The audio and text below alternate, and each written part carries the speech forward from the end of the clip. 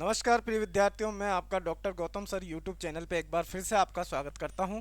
और बढ़ रहे हैं हम अपने प्रश्नों को देखते हुए। भक्ति काल आ गया हमारा, आदिकाल की सारी प्रश्नोत्तरी हमने आपके सामने डाल दी है।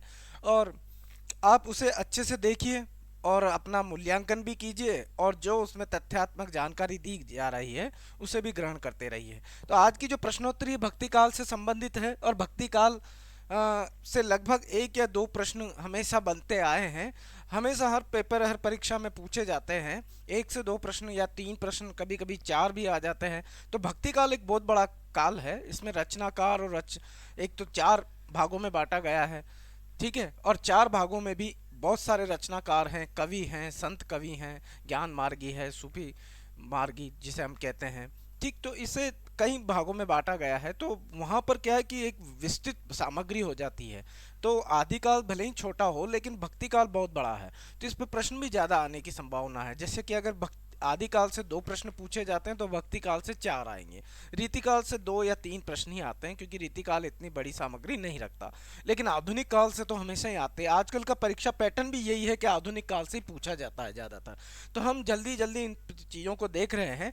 तो आप इन प्रश्नों को करिए, तथा साथ के साथ आपको क्या करना है, कमेंट बॉक्स में आपको इनके आंसर भी लगाने हैं। प्रश्न पढ़ा और आंसर दीजिए, अपना मूल्यांकन कीजिए। टाइम दे रहे हो, वीडियो देख रहे हो, तो आपको ये जिम्मेदारी भी बनती है कि उसका क्या शर्म, यहाँ पर कौन देख रहा है आपको, कोई शर्म नहीं है। और जब असफल हो जाते हो तब भी तो शर्म होती है ना। तो वो शर्म नहीं करनी हमें, है ना। शर्म अभी छोड़ दीजिए। बस कमेंट बॉक्स में आपको जो प्रश्न पढ़ा है, मैंने जैसे प्रश्न बोला आपने पढ़ लिया, उसका तुरंत आंसर दे दीजिए और अपना मूल्यांकन कर लीजिए, ठीक। और ये कक्षा आप शेयर भी कर सकते हो अपने दोस्तों को। अपने जो हिंदी से जुड़े हुए या शिक्षक भर्ती से जुड़े हुए ग्रुप हैं, वहाँ पर भी ये क्लास शेयर कर सकते हो। निःशुल्क क्लास है, कोई इसका पैसा चार्ज नहीं लिया जाता आपसे, और जानकारी बहुत ही दी जाएगी। जैसे जैसे हमारा क्लासें बढ़ती रहेंगी, आपके पास एक डाटा का बहुत बड़ा भाग होगा।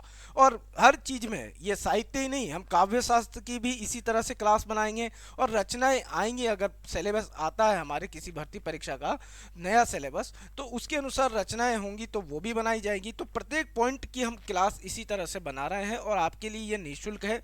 आप देख सकते हो और इसका अध्ययन कर सकते हो। रोज एक घंटा आप दीजिए।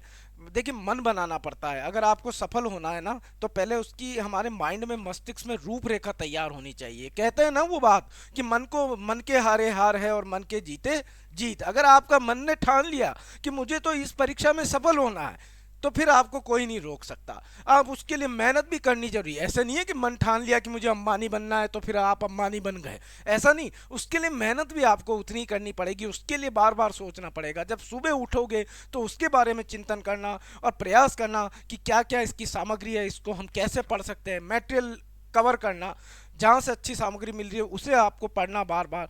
तो अभ्यास करना, प्रश्नों के माध्यम से ऐसे अभ्यास करना। तो आप जब जितना ज़्यादा उस पर ध्यान दोगे, अभी ये कुछ टाइम ऐसे होते हैं, मैं साफ कहता हूँ। आप लोगों को ऐसा लगता होगा कि सर कड़वा बोलते हैं। कड़वा नहीं बोलता मैं बड़ा मधुर बोलता हूँ। और ये इसलिए कहता हूँ कि 6 महीने आप घर गृहस्थी, घर बार, दुनिया, शादी समारोह, जितने भी फंक्शन होते हैं उन सबको आप थोड़ा सा तो कंट्रोल कर लो। अगर इनको आप कंट्रोल कर लोगे, दुनिया को, दुनिया बड़ी खूबसूरत है, दिखती भी अच्छी है ना।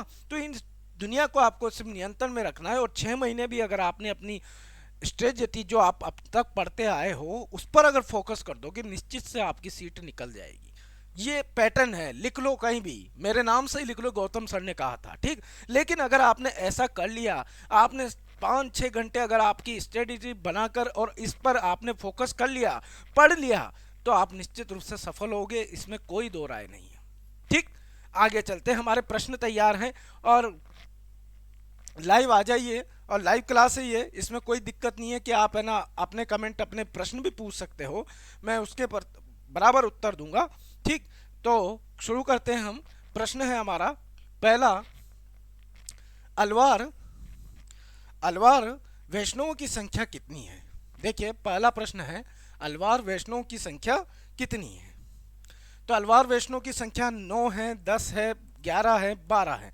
तो आपको चार ऑप्शन दे रखे हैं और चारों ऑप्शन आपको देख लेना है कि अलवार वैष्णव जो कहलाते हैं, इनका जो मूल स्थान है वो साउथ माना जाता है, दक्षिण माना जाता है। और महाराष्ट्र से आप कह सकते हो कि इनकी विस्तार हुआ था, महाराष्ट्र से ही विस्तार हुआ था। उससे पहले रामानंद आए, रामानंद ने दक्षिण भारत में इसका प्रचार प्रसार किया। तो उसकी कहानी बड़ी लंबी है और उस कहानी को विस्तृत आपको पढ़ना पड़ेगा वीडियो के माध्यम से। हमारी जो पेड क्लासें होती हैं उनके माध्यम से आपको पढ़ना पड़ेगा। और कहीं मटेरियल मिल जाए तो वो अच्छी बात है, हम पीडीएफ आपको उपलब्ध करा देंगे तो पीडीएफ से पढ़ना है। तो इसकी लंबी कहानी है, लेकिन प्रश्न हमें देखना है तो अलवार वैष्णव की संख्या कितनी है, सीधा प्रश्न है, ज़्यादा टफ नहीं है। 9, 10, 11, 12, तो आपको 4 ऑप्शन है और चारों ऑप्शनों में से आपको एक ऑप्शन छांट लेना है। ठीक, तो इसकी संख्या कितनी है, इसका सही आंसर होगा 12। इसमें एक आंडाल, याद रखना, या मोस्ट वाली चीज क्या है, मोस्ट जो चीज है वो ये है कि इसमें एक आंडाल आंडाल नाम की एक महिला संत भी थी, महिला संत भी थी। इसकी इंपॉर्टेंस यही है कि आंडाल नाम की एक महिला संत भी थी। ठीक, आगे चलते हैं और प्रश्न देखते हैं हम। देखिए अगला प्रश्न हमारे लिए आया, पढ़िए। रामानंद की शिष्य परंपरा में आते हैं, रामानंद की शिष्य परंपरा में कौन आते हैं, रामानंद की शिष्य परंपरा में कौन आते हैं। तो हमसे एक जो विद्यार्थी जुड़ चुके हैं वो अपना कमेंट दे सकते हैं, अपना आंसर लगा सकते हैं, उसमें दिक्कत नहीं है। मेनका दवार ने डी आंसर लगाया, ठीक है, आपका आंसर राइट है। अगले प्रश्न को पढ़िए, रामानंद की शिष्य परंपरा में आते हैं। ठीक है, रामानंद की शिष्य परंपरा में कौन आते हैं, 4 ऑप्शन है, रंगाचार्य, नाथ मुनि, रामानुजाचार्य, पुंडरीकाक्ष। 4 ऑप्शन है, 4 ऑप्शन आपको अच्छे से देख लेने हैं। ठीक, तो रामानंद की शिष्य परंपरा में कौन आते हैं आपको देख लेना है। और ये आंसर बड़ा टफ भी है, अगर संप्रदाय अच्छे से पढ़े हैं तो आप इनको अच्छे से दे सकते हो कि रामानंद की शिष्य परंपरा में कौन आते हैं। फटाक से उत्तर दीजिए,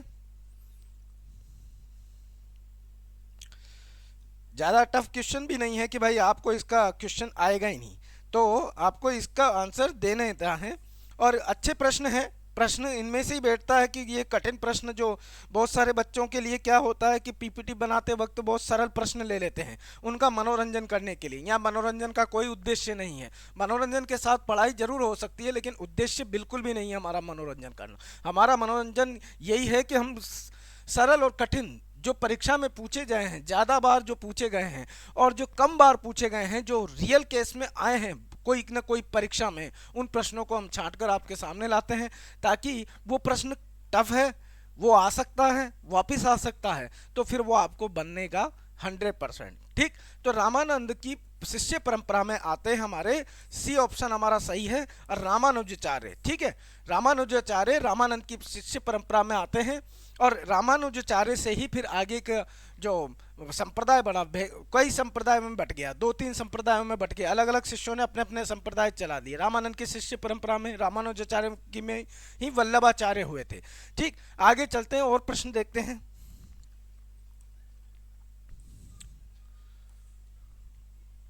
देखिए अगला प्रश्न हमारे सामने है, कृष्ण के साथ राधा की महानता संप्रदाय की किस विशेषता है। देखिए ये पहले भी पढ़ा चुका हूं मैं कि कौन से कृष्ण के साथ साथ राधा की भी मान्यता है। कृष्ण के साथ साथ राधा की भी मान्यता जिस संप्रदाय में है वो कौन सा संप्रदाय है आपको देख लेना है अच्छे से और आंसर लगाना है।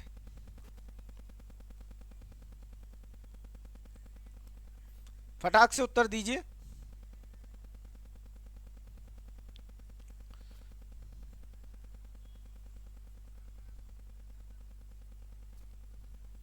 फटाक से उत्तर दीजिए।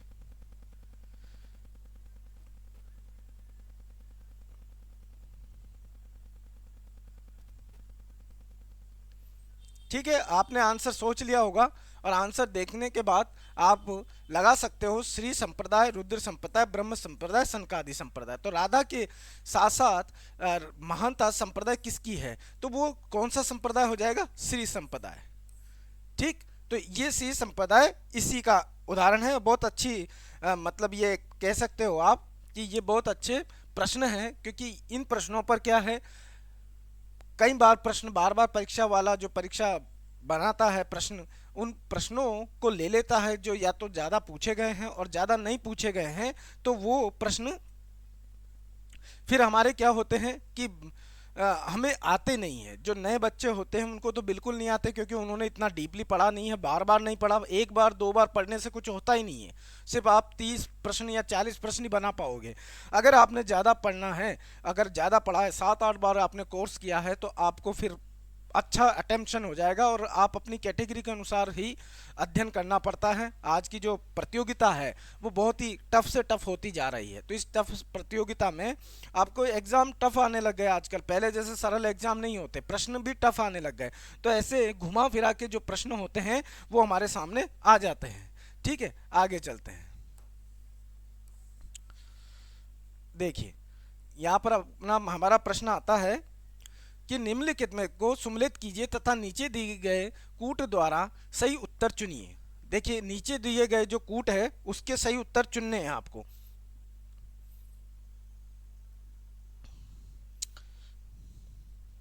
ठीक, तो सुमेलित करना है। अब सुमेलित भी कर सकते हो आप, ऐसा नहीं है कि सुमेलित ना करो, आप तो सुमेलित कर सकते हो, और निम्नलिखित में से दिए गए कूट को सुमेलित करना है। अब आप सुमेलित कर सकते हो, यहाँ पर 4 ऑप्शन आपके सामने दे रखे हैं, और चारों ऑप्शनों में से आप सुमेलित करके लगा सकते हो कि कौन सा। एक तरफ देखिए, यहाँ पर सूची है, एक तरफ तो दे रखा है दर्शन, में यही लिख देता हूँ छोटे से रूप में। एक तो तरफ दे रखा है दर्शन, और दूसरी तरफ दे रखा है प्रवर्तक। प्रवर्तक, ठीक है, तो ये प्रवर्तक है इधर वाले, इधर वाला दर्शन है। तो देखिए, यहाँ पर हमें सूची 1 को 2 से मिलाना है, और सूची 1 को 2 से मिलाना है। तो यहाँ पर विशिष्टाद्वैतवाद के जो प्रवर्तक हैं वो कौन है, रामानुजाचार्य, यानी कि रामानुजाचार्य हैं। और द्वैतवाद, अब आपको पता होगा कि द्वैतवाद किसने दिया, तो द्वैतवाद दिया था मध्वाचार्य ने। द्वैतवाद किसने दिया, मध्वाचार्य ने। शुद्धाद्वैतवाद, शुद्धाद्वैतवाद के कौन को देने वाले कौन थे, देखिए शुद्धाद्वैतवाद भी एक दर्शन है, ये संप्रदाय नहीं है। संप्रदाय इनके जो प्रवर्तक हैं उन्होंने खोले हैं, अलग अलग बनाए हैं संप्रदाय।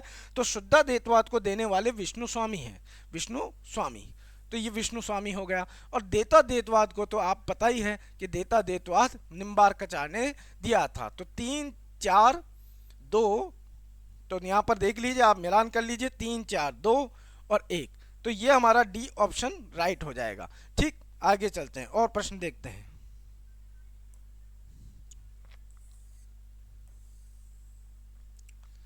देखिए, अगला प्रश्न आ गया है हमारे सामने। ओम जय जगदीश हरे की आरती बहुत फेमस है, मोस्ट मान लीजिए आप, या कुछ है, आता ही रहता है कई परीक्षाओं में। हर राज्य की परीक्षा में इस प्रकार के प्रश्न पूछे गए हैं, और आपको इनका देना भी है, आंसर भी देना जरूरी है। तो यहाँ पर आपने प्रश्न पूछा, तो ओम जय जगदीश की आरती की रचना किसने की, तो यहाँ पर 4 हैं, श्रद्धाराम फुलोरी ने, राजा शिव प्रसाद ने, शिवानंद ने, या हरिहर स्वामी ने। तो यहाँ पर 4 ऑप्शन है, और चारों में से आपको सही लगाना है और सही आंसर को जवाब दे देना है। तो यहाँ पर 4 ऑप्शन है, और चारों ऑप्शनों में से एक आंसर देना है आपको।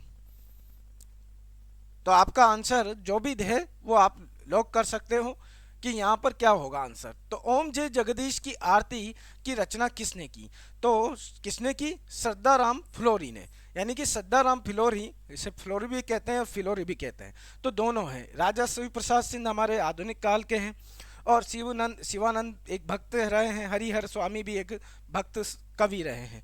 लेकिन श्रद्धाराम फुलोरी ने ओम जय जगदीश की आरती जो हम आज गाते हैं वो आरती इन्हीं की देन है, इन्होंने ही लिखी थी। आगे चलते हैं और प्रश्न देखते हैं।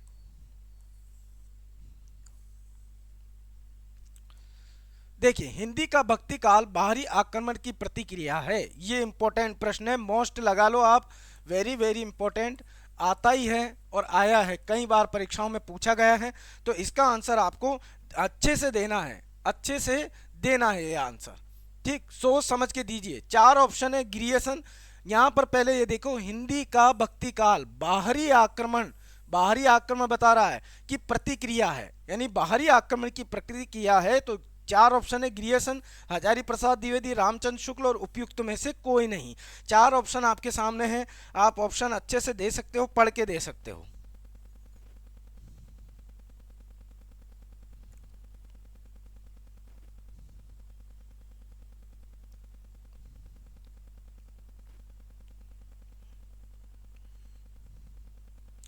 चार ऑप्शनों में से एक आपको सही लगा लेना है।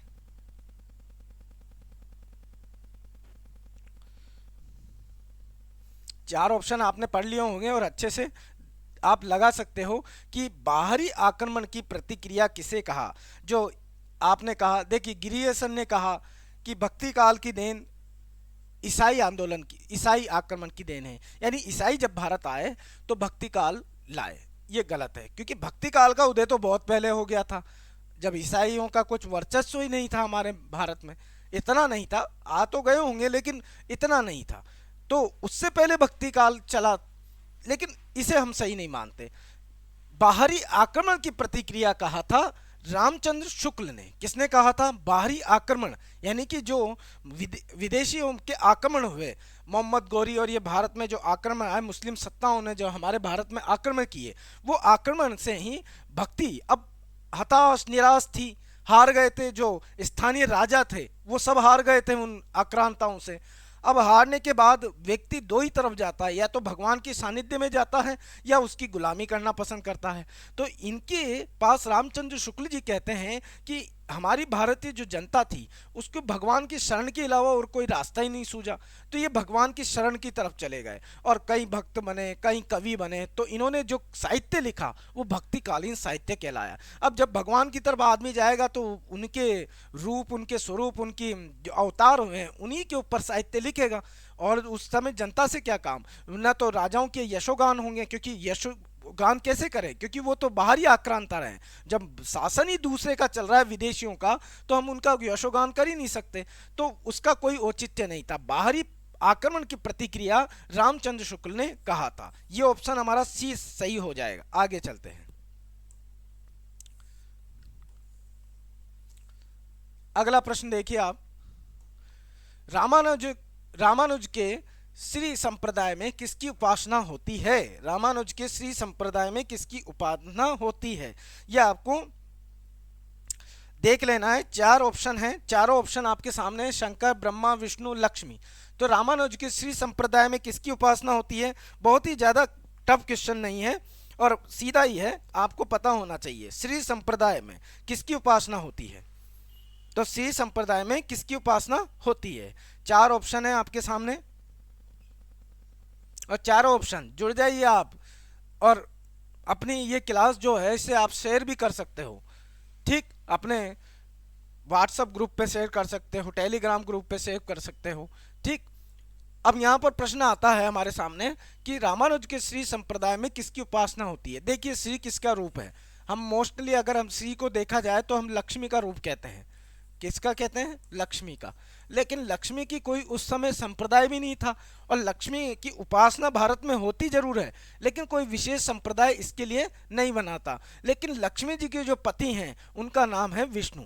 तो यहाँ पर जो हमारा ऑप्शन है वो सी राइट होगा कि रामानुज के श्री संप्रदाय में किसकी उपासना होती है, तो यहाँ पर विष्णु की उपासना ही मानी जाएगी। आगे चलते हैं और प्रश्न देखते हैं। ये प्रश्न बार बार आप कितनी बार पढ़ो इन्हें, लेकिन ये प्रश्न इतने सही नहीं बन पाते जितने आप और क्वेश्चनों को बना लोगे। आदिकाल के आप प्रश्न बना सकते हो, लेकिन भक्ति काल में साहित्य इतना गहरा है, हम कंफ्यूजन हो जाता है वहाँ पर। एक तो संप्रदाय रटने पड़ते हैं, 20 से 22 संप्रदाय हैं, पंथ हैं और उनके दर्शन हैं, वो सारे याद करने पड़ते हैं, और सारे याद करने के बाद फिर दिक्कत नहीं होती, ठीक। तो अगला प्रश्न है, गंग कवि का जन्म स्थान कहाँ है। ये देखिए मैंने कहा था अगर डीपली पूछा जाएगा तो किसी कवि का, अब देखिए गंग कवि भी फेमस कवि रहे हैं, इतने तो नहीं रहे जितना प्रश्न आता है, आता भी है लेकिन कम आता है, इतना नहीं आता। फिर भी अब देखो प्रश्न बनाने वाले ने दे दिया, किसी न किसी एग्जाम में ये पूछा गया है। तो गंग कवि का स्थान, जन्म स्थान के बारे में पूछ रहा है। चार ऑप्शन आपके सामने हैं और आप इनका स्थान बता सकते हो।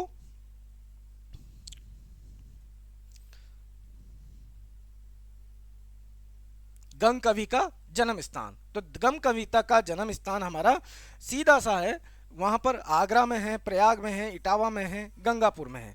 तो इसका ऑप्शन होगा इटावा। गंग कवि के बारे में अगर मंगाए तो चंद चंद छंद वर्णन की महिमा,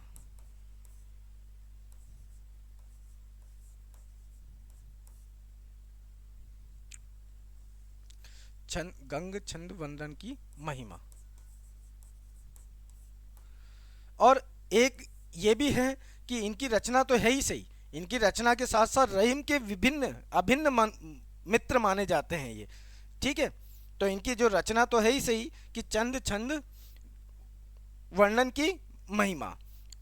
और दूसरा, ये इनका जन्म स्थान इटावा था और रहीम के ये मित्र भी कहलाते हैं। तो ये भी आप लिख सकते हो कि रहीम के मित्र भी हैं, रहीम के मित्र थे, ठीक। और अकबर के दरबारी थे, अकबर के दरबारी भी रहे हैं ये,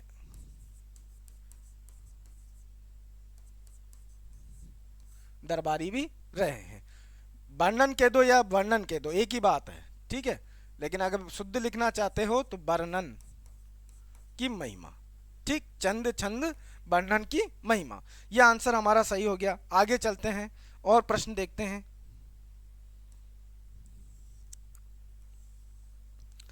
तैयारी ऐसी करो कि आपका खुद का कॉन्फिडेंस बोल जाए कि हाँ इस बार तो मेरा सिलेक्शन पक्का है, ठीक। ऑप्शन आपने लगा दिया, अच्छी बात है। आगे चलते हैं।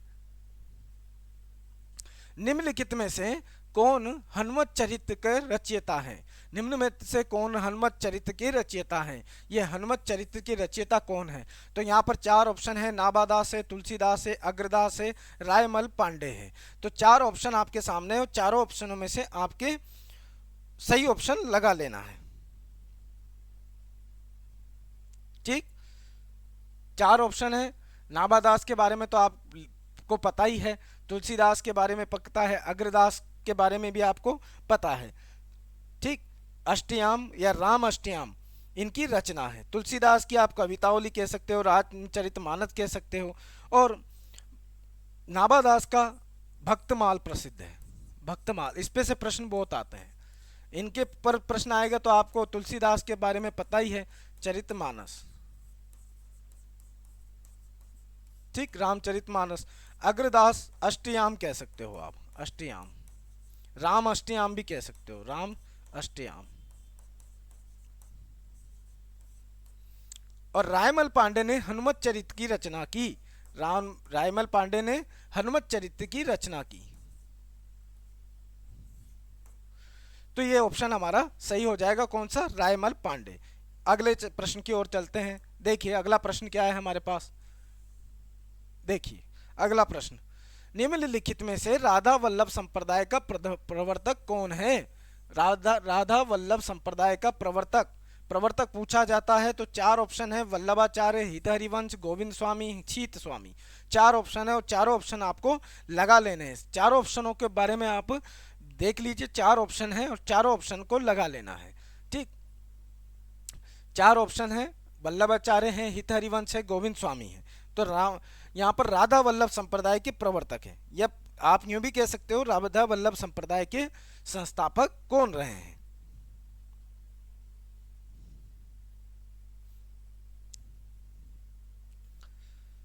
तो राधा वल्लभ संप्रदाय के प्रवर्तक हैं हितहरिवंश, ठीक। हितहरिवंश, हितहरिवंश कौन है? राधा वल्लभ संप्रदाय के प्रवर्तक हैं। आगे चलते हैं और प्रश्न देख लीजिए, अच्छे अच्छे प्रश्न हैं ये।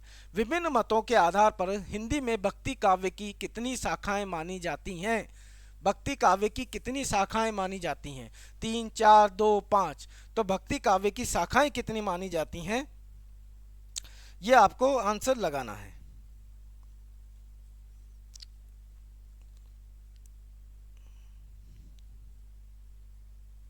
चार ऑप्शन है आपके सामने और भक्ति काव्य की कितनी शाखाएं मानी जाती हैं वो आपको सीधा प्रश्न है, लेकिन प्रश्न इस तरह से बनाता है परीक्षा वाला कि आपको देखने की जरूरत है।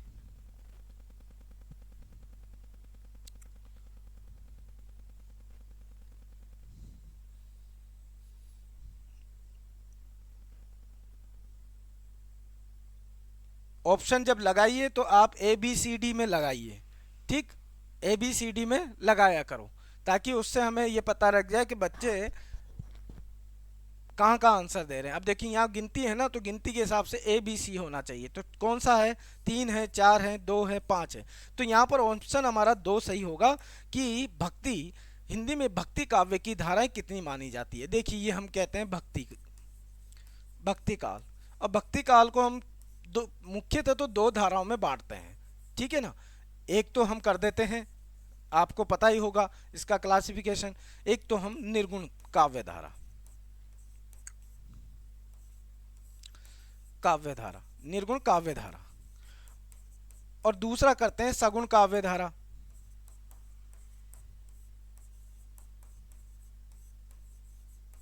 दूसरा क्या कर दिया हमने, सगुण काव्य धारा। अब निर्गुण काव्य धारा की भी दो धाराएं बन जाती हैं, ठीक है। एक तो बन जाती है ज्ञानाश्रयी, ज्ञानाश्रयी काव्य धारा, और दूसरी बन जाती है प्रेमाश्रयी, ठीक। इसे ज्ञानाश्रयी को संत काव्य धारा भी कहते हैं, राम कुमार वर्मा ने कहा था ये संत काव्य धारा। और प्रेमाशयी को प्रेमाशयी कहा है, ठीक। सगुण में भी दो हो जाते हैं, एक तो राम भक्ति काव्य धारा, राम काव्य धारा ही कर दो आप, और एक दूसरा कृष्ण काव्य धारा, ठीक। इनके प्रवर्तकों की बात करी जाए तो ज्ञानाशय के तो कबीर हैं, इसके प्रवर्तक कबीर। प्रेमाशय के जायसी हैं, प्रतिनिधि कवि भी कह सकते हो। राम काव्य के तुलसीदास हैं, राम काव्य के कौन है, तुलसीदास। और कृष्ण काव्य के सूरदास हैं। ये हमारा आम ऑप्शन सही हो जाएगा, दो। यानी कि मुख्य रूप से भक्ति काल को दो ही भागों में बांटा गया है, निर्गुण काव्य धारा और सगुण काव्य धारा। आगे चलते हैं, अगला प्रश्न बहुत ही अच्छा प्रश्न है। आचार्य हजारी प्रसाद द्विवेदी के अनुसार निम्नलिखित संप्रदायों का सही अनुक्रम है। तो सही अनुक्रम देखिए, सबसे इसमें क्या है, समय के अनुसार अनुक्रम सेट करना पड़ता है हमें, किस पहले संप्रदाय कौन सा बना था, फिर दूसरे नंबर पे, फिर तीसरे नंबर पे और चौथे नंबर पे। तो चार ऑप्शन है आपके सामने हैं, यहाँ पर चारों संप्रदाय दे रखे हैं, श्री संप्रदाय, रुद्र संप्रदाय, ब्रह्म संप्रदाय और सनकादि संप्रदाय। तो चार ऑप्शन है और चारों ऑप्शनों में से आपको देख लेना है।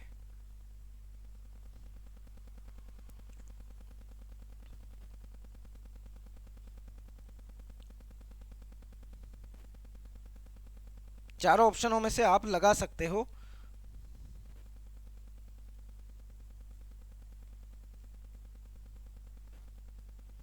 चार ऑप्शन है, चारों ऑप्शनों में से आप सही लगा सकते हो।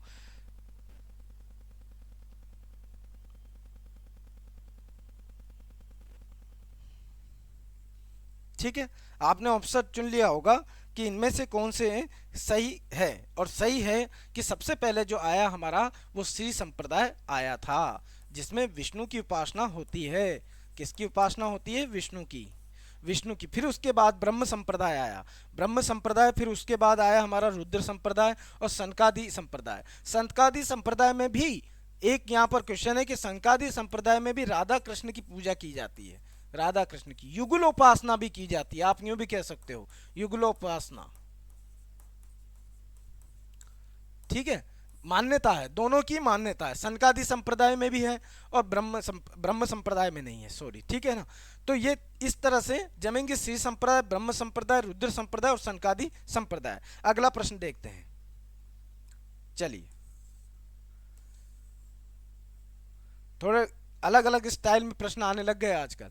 तो यहां पर आपने देखा विशिष्टाद्वैतवाद दर्शन के प्रवर्तक कौन है। देखिए ये दर्शन आपको बार बार इसलिए ले रहे हैं प्रश्नों को ताकि आपको याद भी हो जाए, विशिष्टाद्वैतवाद दर्शन के प्रवर्तक कौन है। तो यहां पर ऑप्शन छांट लीजिए आप,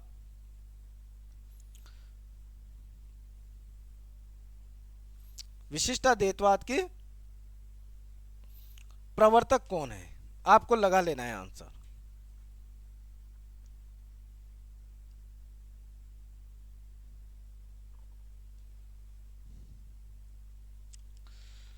फटाक से उत्तर देने की कोशिश कीजिए कि आपका ज़्यादा से ज़्यादा प्रश्न यहाँ से बने। और ये प्रश्नों की जो सीरीज है ये आप रोज देखिए।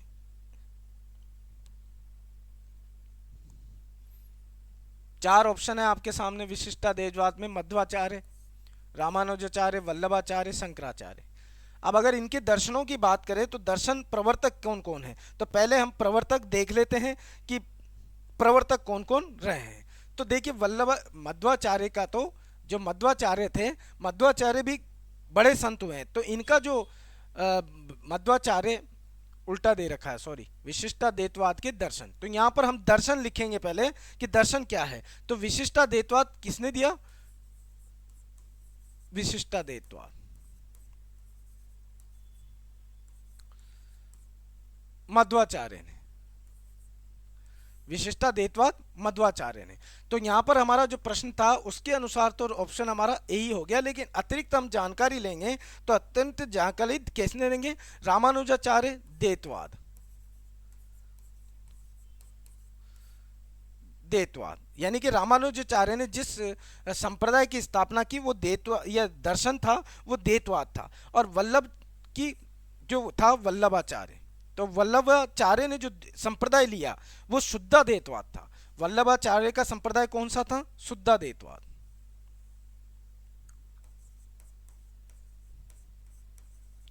शुद्धाद्वैतवाद ये वल्लभाचार्य था। शंकराचार्य का द्वैतवाद, नहीं अद्वैतवाद, सॉरी,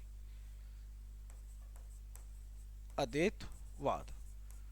तो ये इनके दर्शन थे। मध्वाचार्य का दर्शन, ये एक तरफ तो यहाँ प्रवर्तक कह दो आप, प्रवर्तक, और दूसरी तरफ दर्शन, दर्शन कह सकते हो। ये अलग है, ये अलग है, तो उल्टा हो गया, लेकिन सही है। मध्वाचार्य का जो दर्शन था वो विशिष्टाद्वैतवाद था, रामानुजाचार्य का दर्शन द्वैतवाद था, वल्लभाचार्य का दर्शन शुद्धाद्वैतवाद था, और शंकराचार्य का दर्शन वो क्या था? अद्वैतवाद था। तो शंकराचार्य का जो दर्शन था वो अद्वैतवाद था। ठीक। अब अगर इनके, अगर आप ये कहो कि इनके संप्रदाय भी हम लिख सकते हैं, तो सबसे पहले मध्वाचार्य ने जो संप्रदाय लिखा वो यहाँ पर संप्रदाय ये भी लिख दो आप। इन्होंने संप्रदाय कौन से लगाए थे, कौन से संप्रदाय की? तो श्री संप्रदाय, श्री संप्रदाय। अब यहां पर आपको कंफ्यूजन नहीं होगा, मध्वाचार्य का दर्शन विशिष्टाद्वैतवाद था और इनका जो संप्रदाय था वो श्री संप्रदाय था। ठीक। उसके बाद रामानुजाचार्य का आता है वो रुद्र संप्रदाय, रुद्र संप्रदाय, रुद्र संप्रदाय। द्वैतवाद इनका दर्शन था और इनका संप्रदाय कौन सा था? सॉरी, वल्लभाचार्य का था रुद्र संप्रदाय और इनका ब्रह्म संप्रदाय, ब्रह्म संप्रदाय, और इनका रुद्र संप्रदाय।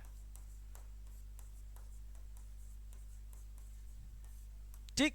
और शंकराचार्य का स्मार्त संप्रदाय, स्मार्त संप्रदाय। ठीक। तो ये इनके दर्शन भी हैं, प्रवर्तक भी हैं और संप्रदाय भी हैं। आगे चलते हैं, हम और प्रश्न देखते हैं। देखिए, रचना और रचनाकार की दृष्टि से इनमें से कौन सा विकल्प गलत है? तो आपको विकल्प गलत है वो छांट लेना है। चार ऑप्शन आपके सामने हैं, चारों ऑप्शनों को आप देख लीजिए।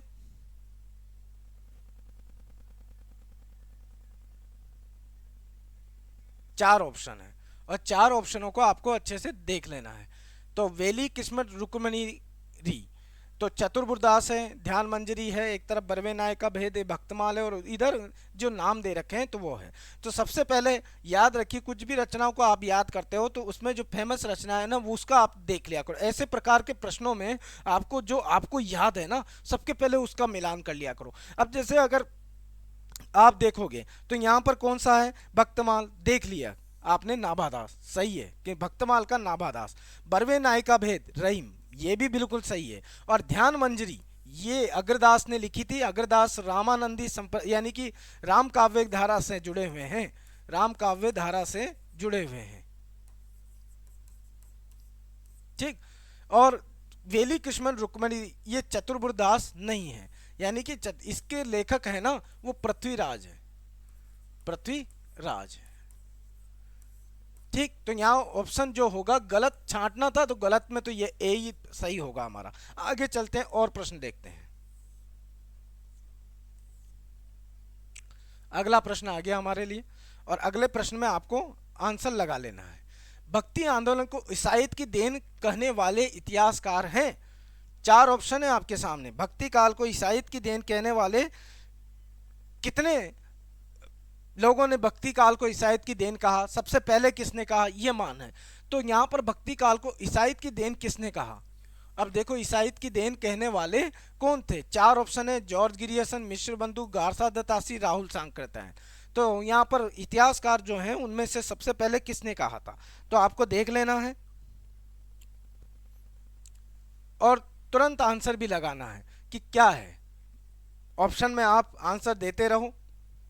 इनसे जुड़े हुए कोई और प्रश्न हो तो आप बता सकते हो, मैं लाइव क्लास के माध्यम से भी आपको उसके आंसर दे सकता हूं। कहीं कंफ्यूजन हो,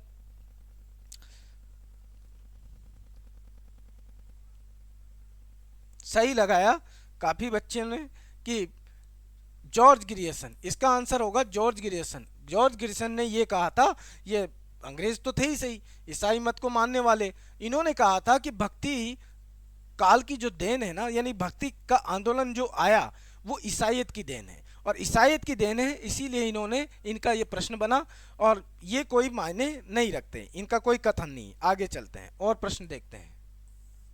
अगला प्रश्न है हमारे लिए, ये प्रश्न आप कर लिया करो, सॉल्व करोगे जितना आपको ही फायदा मिलेगा। ठीक, हिंदी साहित्य के किस युग को स्वर्ण युग कहा जाता है। अरे वाह, कितना अच्छा प्रश्न है और बहुत ही बार पूछा भी गया है, कई परीक्षाओं में आता है। तो स्वर्ण युग, स्वर्ण युग किसे कहा जाता है, मोस्ट लगा लो आप, इसे मोस्ट कर लो, इम्पोर्टेंट कह लो, ये आता ही रहता है प्रश्न, कई बार पूछा, और जब आता है तो लगभग लगभग 50% से भी ज़्यादा लोगों को ये प्रश्न आसानी से आ जाता है, क्योंकि ये बहुत रियल है, ऐसा नहीं है, सब लोगों का आता है। तो रीतिकाल को, आदिकाल को, आधुनिक काल को या भक्ति काल को, 4 ऑप्शन आपके सामने, आंसर दे दिया होगा आपने। तो यहाँ ऑप्शन में आपके सामने आ गया। कक्षा को आप देखें ही नहीं, लाइक भी जरूर करें और इसे शेयर भी कर सकते हो आप। तो यहाँ पर ऑप्शन भक्ति काल ही आएगा। याद रखिएगा कि ये किसने कहा था, ये मान के चलिए। तो भक्ति काल को स्वर्ण युग किसने कहा, वो जॉर्ज गिरियर्सन ही थे, जॉर्ज गिरियर्सन थे। जॉर्ज गिरियर्सन ने भक्ति काल को हिंदी साहित्य का स्वर्ण युग कहा है। आगे चलते हैं।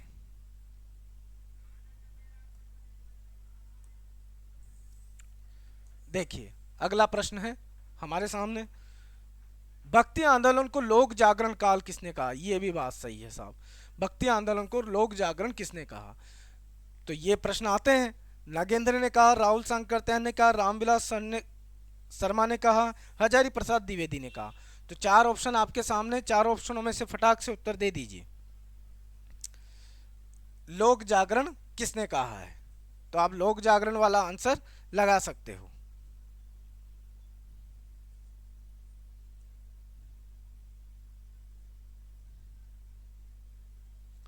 लोक जागरण किसने कहा।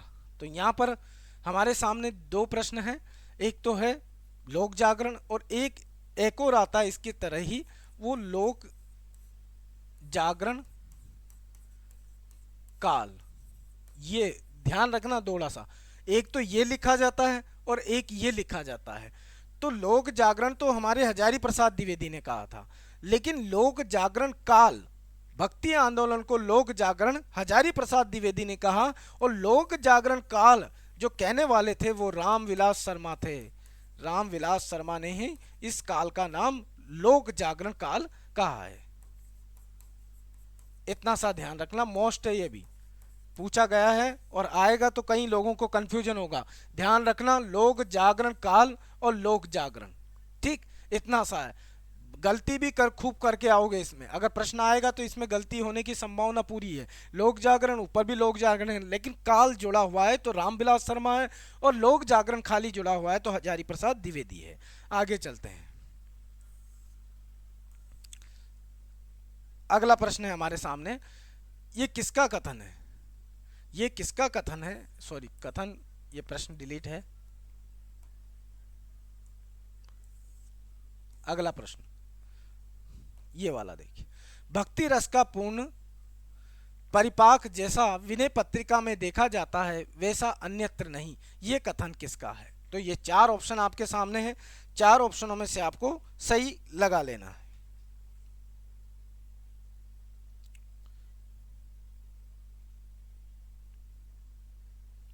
चार ऑप्शन है और चारों ऑप्शनों में से जो विनय पत्रिका दे रखा है कि विनय पत्रिका जैसा नहीं है, तो वो कथन किसका है? भक्ति रस का पूर्ण परिपाक, यानी कि भक्ति की जो भक्ति का जो भक्ति होती है वो भगवान से जुड़ी हुई होती है, और भक्ति रस का पूर्ण परिपाक अगर किसी रचना में भक्ति काल की में पाया जाता है तो वो विनय पत्रिका है। ऐसा कहने वाले कौन थे?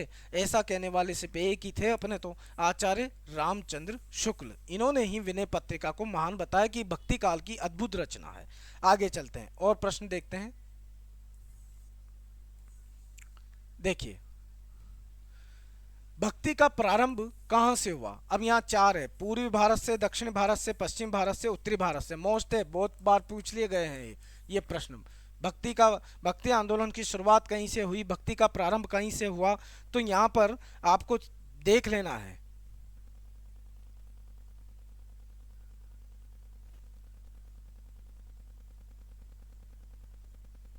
हाँ, तो विनीता चौहान जी का कमेंट है कि बहुत अच्छा समझाते हो सर आप, और एक बार में याद हो जाता है।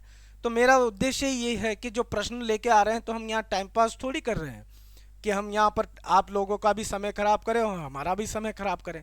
विद्यार्थियों को फायदा होना चाहिए। विद्यार्थियों को जो कॉम्पिटिटिव एग्जाम की तैयारी कर रहे हैं, उनकी तैयारी के लिए उनको जो प्रश्न आए हैं उन प्रश्नों से, देखिए मैंने आपको पहले भी बताया है कि आपके जो पेपर होता है ना, उस पेपर में 60 से 70% प्रश्न ऐसे होते हैं जो और परीक्षाओं में भी आ गए हैं। 70%, जैसे 100 नंबर का पेपर बनता है, 100 प्रश्न आ रहे हैं, तो वहां पर 70% ऐसे प्रश्न मिलेंगे आपको जो और परीक्षाओं में पहले से पूछ लिए गए हैं। अब 70% तो वही हो गए। अब उन्हीं प्रश्नों को अगर हम पढ़ लें तो हमारा 70 तो हो गया। बाय चांस हम पेपर देने गए, ठीक से प्रश्न याद नहीं हुए, तो उनमें से काट पीट के अगर 60 भी हमारे सही हो गए तो 60 तो आ ही गए। अब बचे वो 30 जो नए बन के आएंगे, या घुमा फिरा के पूछेगा या नए तरीके से पूछेगा, तो उन प्रश्नों को हम जब डिटेल से क्लास पढ़ेंगे या हम नोट्स पढ़ते हैं तो उनमें से भी बन जाते। काट पीट के अगर 80 और 80+ हो गया तो कैटेगरी कोई सी भी हो वो सिलेक्शन के छू ही लेता है। अब पेपर अगर इजी आता है तो प्रश्न ज़्यादा बन जाते हैं हमसे। तो इन प्रश्नों को जो आए हैं पहले से पूछ लिए गए हैं। मैंने प्रश्न वो नहीं लिए, मैं 1 घंटे में आदिकाल खत्म करने वाला इंसान नहीं हूँ, और नहीं एक क्लास में भक्ति काल को खत्म करते हैं हम क्लास में जितने ज़्यादा क्वेश्चन होंगे, चाहे उसे टुकड़ों में बारी बारी से हमने प्लस एक क्लास हम लेते हैं रोज, तो वो प्रश्न ज़्यादा होते हैं उनमें, और प्रश्न विभिन्न परीक्षाओं में पूछने वाले हैं जिन पर से बार बार प्रश्न आए, जो मोस्टली है। जैसे अभी अपना प्रश्न है कि भक्ति का प्रारंभ कहाँ से हुआ, तो ये प्रश्न बहुत सी बार पूछा गया है। अब भक्ति का प्रारंभ हुआ था, आपको भी पता होगा, तो ये प्रश्न रियल है, और रियल प्रश्न हमेशा आते रहते हैं। मोस्ट है ये प्रश्न आते ही हैं, और जो सिलेक्शन लेने वाला है उसको तो ये प्रश्न 100% आएगा। बाय चांस है कि उसका यही प्रश्न गलत हुआ हो, लेकिन उसका प्रश्न ये सही होता है। हमेशा याद रखिए, जो सिलेक्शन लेता है बच्चा, उसको जो सरल मोड के जो प्रश्न आते हैं वो क्वेश्चन तो बनते ही हैं, प्लस में जो सरल होते हैं वो तो बनाएगा, लेकिन जो कठिन होते हैं वो डीपली पढ़ता है, इसलिए वो भी उनमें से निकाल लेता है। आप जो टूटी फूटी तैयारी करते हैं, बार बार ब्रेक दे के तैयारी करते हैं, या कम समय में 1 महीने 2 महीने पढ़ लिया उसमें तैयारी करते हैं, उससे काम नहीं चलने वाला। और वो प्रश्न फिर है ना, आप गड़बड़ कर जाते हो, फिर आप पीछे रह जाते हो। हर बार परीक्षा में वही रिजल्ट रहता है आपका, 50 से 60, 60 से 70 बस। अब कैटेगरी अलग मायने रखती है। कैटेगरी आजकल इतना तो सीधा इजी प्रश्न आ गया, जैसे कि एमपी में वर्ग 1 की परीक्षा हुई थी, वहां पर सीधा पेपर स्टैंडर्ड दे दिया, तो कट ऑफ हाई चली गई। और जहां टफ होता है एग्जाम, वहां पर फिर वो कट ऑफ नीचे रह जाती है। कई भर्ती परीक्षाओं में मैंने देखा है माइनस मार्किंग नहीं है, तो वहां पर कट ऑफ हाई रहती है। तो ऐसे में आपके तुक्के भी काम कर जाते हैं। तो तुक्कों से आप पास नहीं हो सकते। हाँ, बाय चांस कि आपके तुक्के सही बैठ जाए, आपका नंबर आ गया, अच्छी बात है, लेकिन हम पढ़ेंगे जब ही तो काम होगा ना। तो ये प्रश्न ऐसे ही है कि इनको सिलेक्शन वाला बंदा तो करता ही है, जिसका सिलेक्शन ना होगा उसको भी आता है ये, और टफ तो आपको करने ही है। ठीक, तो भक्ति का प्रारंभ कहाँ से माना जाता है? तो दक्षिण से भक्ति का प्रारंभ माना जाता है, और दक्षिण भारत से भक्ति का उदय माना गया है।